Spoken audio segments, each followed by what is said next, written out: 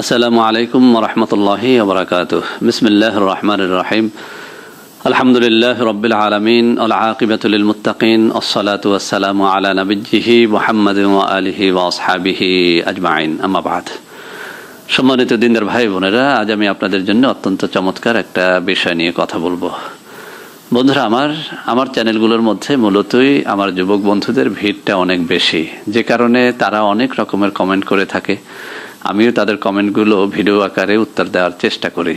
তো বন্ধুরা, আমার বেশ কিছুদিন পর্যন্ত আমার বেশ কিছু তরুণ ও যুবক বন্ধুরা বীর্য স্তম্ভন নিয়ে কার্যকরী একটা ভিডিও চাচ্ছিলেন। বন্ধুরা, আমার বীর্য স্তম্ভনটা কি? বীর্য স্তম্ভন লিখে যদি আপনি গুগলে সার্চ দেন, আপনি অনেকগুলো আর্টিকেল পেয়ে যাবেন। এখানে লুকোচুরির কিছু নেই। বীর্য স্তম্ভন বলে অর্থাৎ আপনি মিলনের সময় কোনো একটা মন্ত্রের মাধ্যমে, কোনো একটা তাবিজ কবজের মাধ্যমে আপনার এই বীর্যটাকে আপনি ধরে রাখবেন, দীর্ঘ সময় পর্যন্ত ধরে রাখবেন। এই বীর্য স্তম্ভনের উপরে নানা রকমের কিতাব রচিত হয়েছে, নানা রকমের বই পুস্তকের মধ্যে নানা রকমের তথ্য রয়েছে। এই সব তথ্যগুলো যে ভুয়া আসলে সেটা না।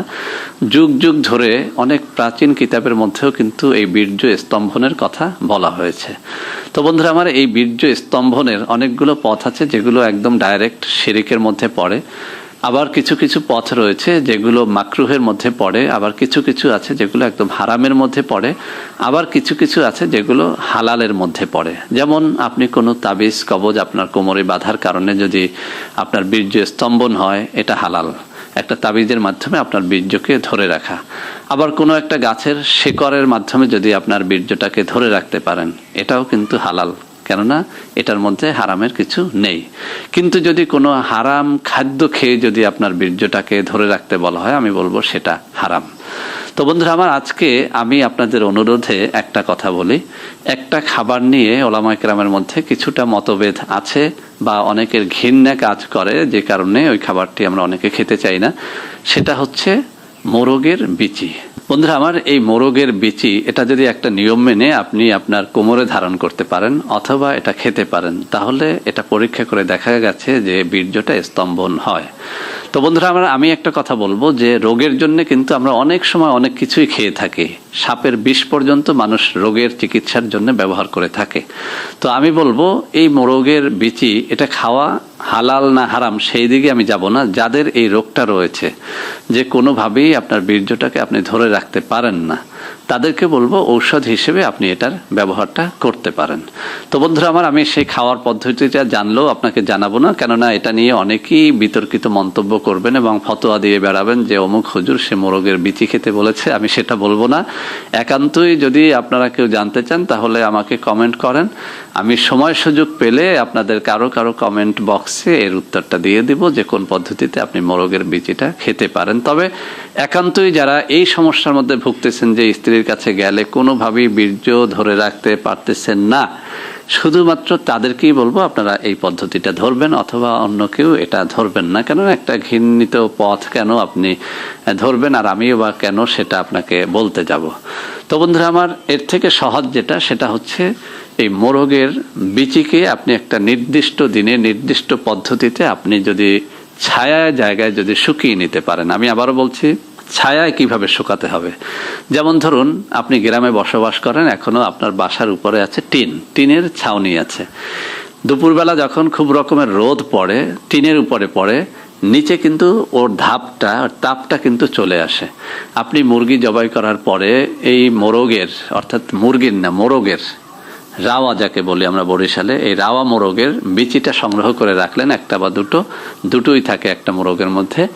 এই বিচিটাকে আপনি যেটা করবেন, মঙ্গলবার দিনে মোরগটা জবাই করবেন অথবা শনিবার দিনে জবাই করার পরে এই বিচিটা সংগ্রহ করবেন। এটা কিন্তু অন্য দিনে করলেও হয়, আমি পরীক্ষা করে দেখেছি, কিন্তু অনেক পুস্তকের মধ্যে এটা শনি বা মঙ্গলের কথা উল্লেখ আছে। এটাই করেন, অসুবিধা কি? শনিবার বা মঙ্গলবারে আপনি একটা মোরগ জবাই করবেন। অনেক কিতাবের মধ্যে বা অনেকে বলে থাকেন যে এটি একদম কালো মোরগ হওয়া শর্ত। আসলে আমি দেখেছি এটি লাল মোরগেও হয়। তো আপনি লাল বা কালো মোরগ যেটাই করেন না কেন, দুটো বিচি আপনি সংগ্রহ করেন। যেখানে টিনের খুব তাপ আছে, বা এমন জায়গা যেখানে ছায়া কিন্তু খুব রকমের তাপ, এটি রোদ লাগাতে পারবেন না, রোদে শুকাতে পারবেন না, ছায়া জায়গায় আপনি একদিনের মধ্যে এটাকে শুকিয়ে নেন। আপনি দেখবেন যে এটা একটা ছোট কালো জামের মতো হয়ে গেছে। তো এই শুকনো বিচিটাকে আপনি একটা সুই দ্বারা মাঝ বরাবর একটা ছিদ্র করবেন। ছিদ্র করে এর ভেতরে আপনি একটা কালো তাগা, এই যে আমরা কোমরে তাবিজ বাঁধার জন্য যে কালো তাগা ব্যবহার করি না, এরকম একটা কালো তাগা, অনেক কিতাবের মধ্যে লাল তাগার কথা বলা হয়েছে, আপনি লাল বা কালো যেটাই দেন দিতে পারেন। মাঝখান থেকে ছিদ্র করে কালো তাগার মধ্যে সেটাকে বেঁধে আপনি এটাকে কোমরে ধারণ করবেন। এটি একটা পরীক্ষিত একটা বীর্য স্তম্ভন, যেটার মাধ্যমে দেখা যায় যে স্ত্রীর কাছে গেলে কোনোভাবেই বীর্য আউট হয় না যতক্ষণ পর্যন্ত এই জিনিসটা আপনার কোমরে থাকে। তো বন্ধুরা আমার, এটা কেন হয়, কিভাবে হয়, এটা আল্লাহ রাব্বুল আলামিনই ভালো বলতে পারবেন। আমি যেটা দেখেছি অনেক বন্ধুরা এটা করেছেন এবং একসময় আমি এটা করে দিতাম, এখন আমি টোটালি কোনো তাবিজ কবজ করি না বিধায় এটাও বন্ধ করে দিয়েছি। আপনারা এটা পরীক্ষা করে দেখতে পারেন ইনশাআল্লাহ। যারা বীর্য ধরে রাখতে পারেন না, স্ত্রীর কাছে যাওয়া মাত্রই পড়ে যায়, তারা এই পদ্ধতিতে বীর্যটা ধরে রাখতে পারবেন। দ্বিতীয় আর একটা পদ্ধতি আপনাদের শিখিয়ে দিচ্ছি, এটাও অত্যন্ত সহজ এবং হালাল। সেটা হচ্ছে রস ভরি গাছের ফল।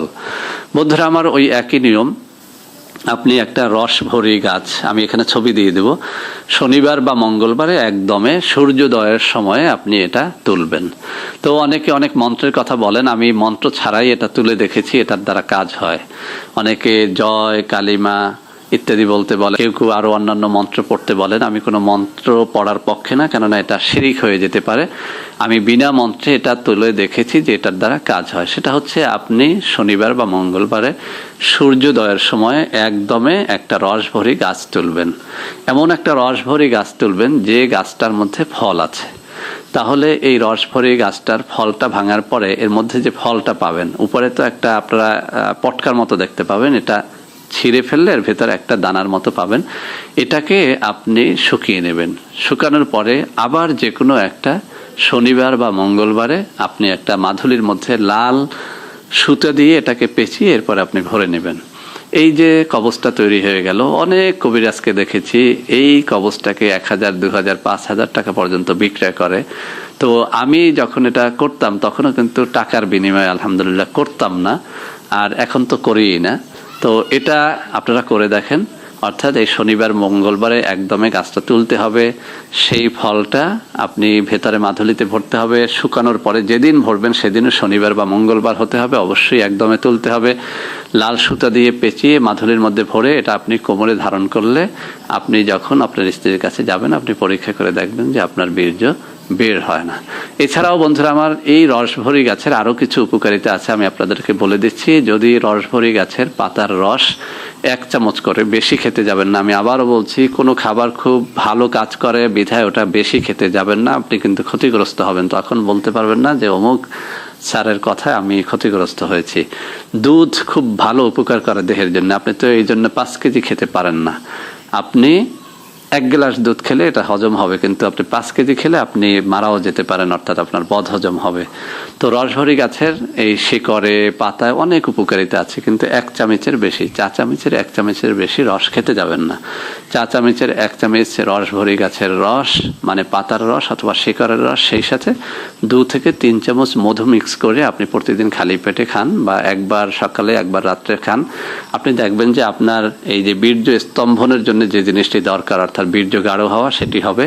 আপনি আপনার স্ত্রীর কাছে গেলে দেখবেন যে আপনার বীর্য পড়ে না। আমি অনেক সময় উদাহরণ দিয়ে বলি যে বীর্য যখন পাতলা হয়, এই পানির মতো হয়, তখন হয় কি, এই কর্কটা আমি খুলে পানিটা ছেড়ে দিলেই পড়ে যাবে, বীর্যটা ওরকম সামান্য উত্তেজনায় পড়ে যায়। স্ত্রীর কাছে গেছে, স্ত্রী একটু আদর সোহাগ চাচ্ছে, তার স্তনে সে চুম্বন করতেছে, সামান্য চুম্বন করতে করতে বীর্যটা পড়ে গেছে, এখন আর বাবাজি দাঁড়ায় না, এখন সে আর কাজ করতে পারে না। নতুন স্ত্রী হলে 1 মাস 2 মাস একটু ধৈর্য ধারণ করে, এরপরে তো সে যখন দেখে যে স্বামী অচল, সে পরকীয়া শুরু করে, অনেক ক্ষেত্রে সংসারটা ভেঙে যায়। তো এই বীর্য স্তম্ভনের জন্য, বীর্য ধরে রাখতে হলে আপনার বীর্যটাকে গাঢ় করতে হয়। যেমন এই বোতলের মধ্যে যদি এখন খেজুর গুড় থাকতো, আমি যদি এটা খুলে ফেলেও দিতাম, একসাথে সব খেজুর গুড় বেরিয়ে যেত না।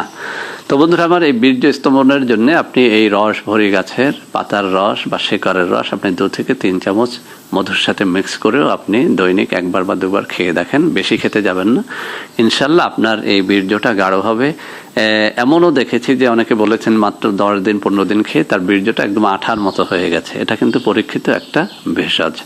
তো বন্ধুরা আমার, প্রতারিত না হয়ে যে বিষয়গুলো স্বাস্থ্যসম্মত, যেগুলোর দ্বারা সত্যিকার অর্থে আপনার দেহের উন্নতি হয়, মধু, দুধ, কলা, ডিম, খেজুর, এগুলো খান, যাতে করে আপনার দেহটা হৃষ্টপুষ্ট হয়, আপনার বীর্যটা গাঢ় হয়, আপনি সময়টা বেশি দিতে পারেন। তো বন্ধুরা আমার, আশা করি আজকের যে পদ্ধতিগুলো আপনাদের জন্য বললাম এটা আপনাদের অনেক অনেক কাজে দেবে। বন্ধুরা আমার, ভিডিওটি শেষ করার আগে একটা রিকোয়েস্ট, সেটি হচ্ছে আমার চ্যানেলের অনেকগুলো ভুয়া চ্যানেল, অনেক প্রতারক ভণ্ডরা তৈরি করে এরপরে আপনাদের সাথে প্রতারণা করছে। আমার ভিডিওগুলোকে তারা তাদের চ্যানেলে ডাউনলোড করে আপলোড করে দিচ্ছে, এরপরে ওই ভিডিওর উপরে আমার মোবাইল নাম্বার না দিয়ে তাদের মোবাইল নাম্বার দিয়ে বলছে যে এটা সাইফুল স্যারের নাম্বার। স্পষ্ট জেনে রাখেন, আমি এখন বর্তমানে হোয়াটসঅ্যাপ চালাই না, ইমো চালাই না, কাউকে নাম্বার দেই না। 2টো নাম্বার আগে আমি দিয়েছি অনেককে, একটা নাম্বারের লাস্ট ডিজিট হচ্ছে 72 আর একটা নাম্বারের লাস্ট ডিজিট হচ্ছে 44। এই 2টো নাম্বার ছাড়া আমার কোনো নাম্বার নেই। আমি কাউকে তাবিজ কবজ করি না, আমার কোনো ঔষধপত্র আমি সেল করি না। অতএব যদি কেউ বলে যে এই নাম্বারে টাকা পাঠান, ঔষধ দিব, এই নাম্বারে টাকা পাঠান, এখানে আমরা তাবিজ কবজ দিব, সাইফুল স্যার নিজেই আপনাকে দিবে, অথবা কেউ বলতে পারে যে আমি নিজেই সাইফুল স্যার, এদেরকে ধরে পুলিশে দিয়ে দেন। কেননা এরা চরমভাবে আমার সাথে শত্রুতামূলকভাবে আপনাদের সাথে প্রতারণা করে এই চ্যানেলগুলোর একটা দুর্নাম করার চেষ্টা করছে। আল্লাহ রাব্বুল আলামিন এদেরকে হিদায়াত দান করেন, আপনাদেরকেও এদের হাত থেকে হেফাজতে রাখেন, আমিন। বন্ধুরা আমার, ভিডিওটি ভালো লাগলে লাইক করবেন, কমেন্ট করবেন, শেয়ার করবেন, আমার চ্যানেলটিকে ভালোবেসে সাবস্ক্রাইব করবেন। আল্লাহ হাফেজ। আসসালামু আলাইকুম ওয়া রাহমাতুল্লাহি ওয়া বারাকাতুহু।